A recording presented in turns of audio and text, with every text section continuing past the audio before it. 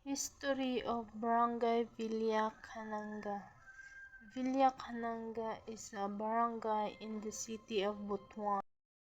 Its population, as determined by the 2020 census, was 12,407. This represented 3.33%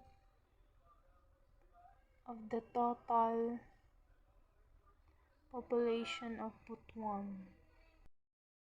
Ang Barangay Villa Cananga ay kinakatakutan ng mga tao. Tinatawag ang Villa Cananga dati ng lansangan dahil madaming mga puno dito.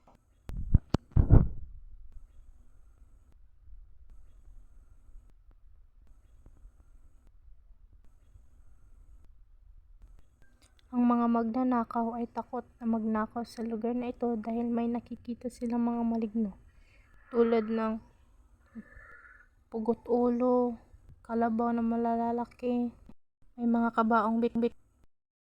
Then before, ang halos makikita mo sa lugar na ito ay mga palayan, sakahan ng mga magsasaka. Pero ngayon, nakikita mo na halos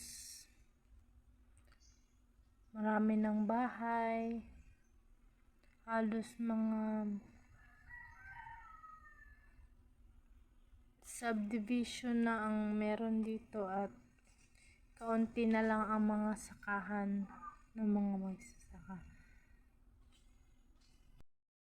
Ang mga tao dito dati ay naglalakad lang sa kilid ng sakahan patungo sa kanilang mga bahay dahil wala pang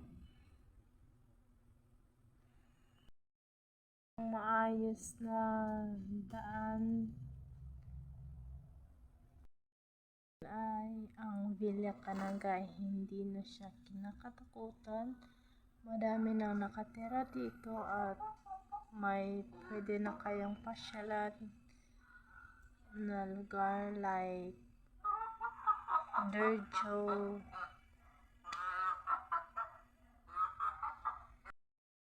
Yun lang po at salamat.